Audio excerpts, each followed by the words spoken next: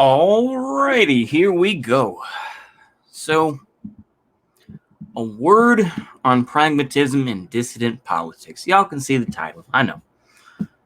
But I do that sometimes just so I can remind myself of what it is. That way I can kind of prepare what I had in my head. I've been back to reading this Malcolm X book, Malcolm X, a perspective by Manning Marable, who passed away when the book came out.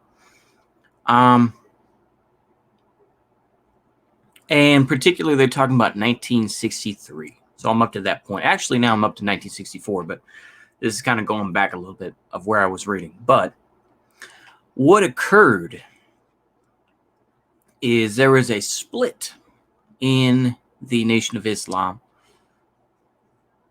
where they didn't want to celebrate the death of John F. Kennedy. And of course, as we know, with Malcolm X, he was very much a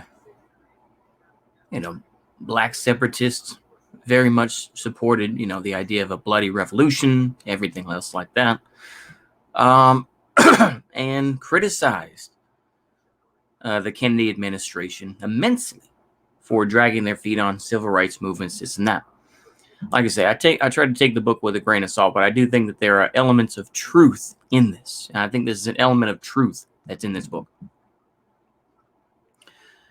The Nation of Islam itself, on a national level from Chicago, did not want to praise the death of John F. Kennedy because John F. Kennedy was popular with black folks. Like I say, this is always typical, right?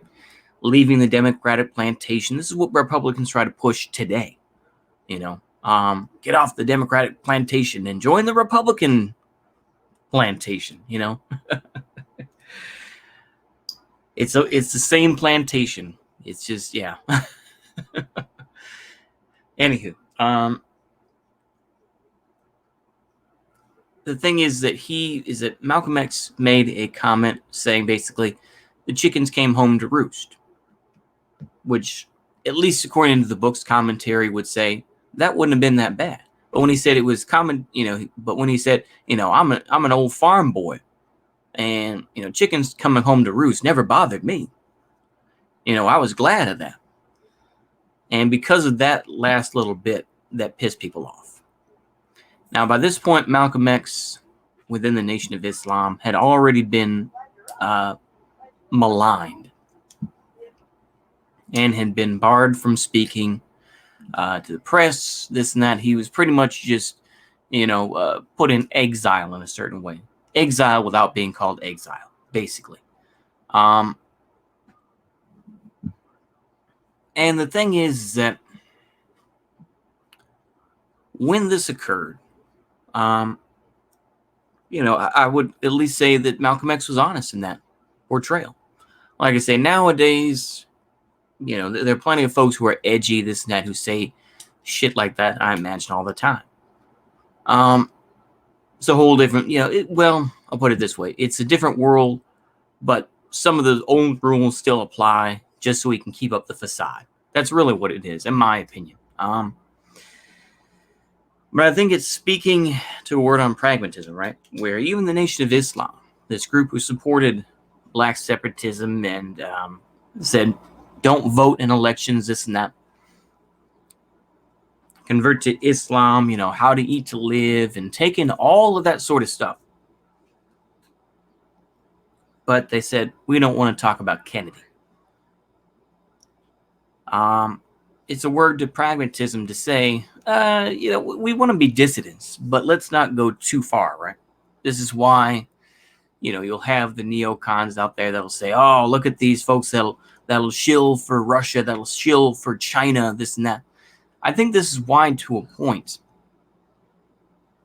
people like Beau the Fifth Column will give lip service, an immense amount of lip service, pretty much just giving a French kiss to Joe Biden's presidency, his administration currently, to seem less dissident and to push a more reformist line. And I think that's the pragmatism that exists. Now, of course, it's ridiculous no matter what, but yeah. I think, dare I say it in this way, it's probably in the wrong way, but it's the same thing with the idea of, I'm trying to think of the movement now, let me see here. I'm trying to think of it because I cannot think of it. The National Justice Party, the NJP. And of course, that's all the right stuff.biz folks, the TRS folks, who gave support to the Capitol rioters. Now, of course, this, I guess, in their eyes, it would be seen as pragmatist, but in many ways, it's just like, no, it's just radioactive to do stuff like that. Like I say, it kind of speaks to the differences in the way people may define pragmatism in the current day and age.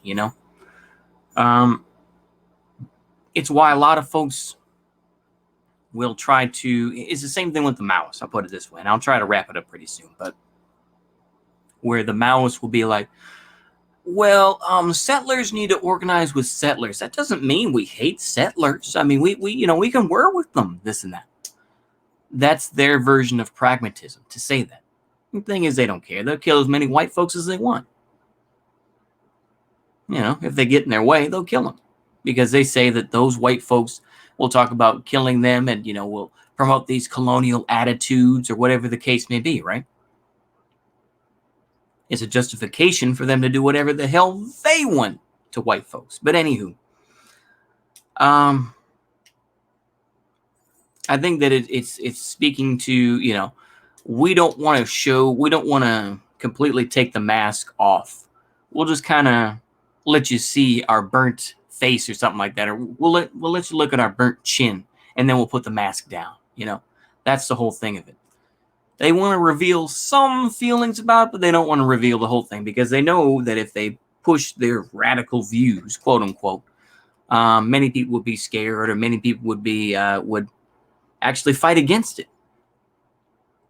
So yeah, I think that's all I have to say about that. Hopefully y'all enjoyed that. See you later, and a goodbye.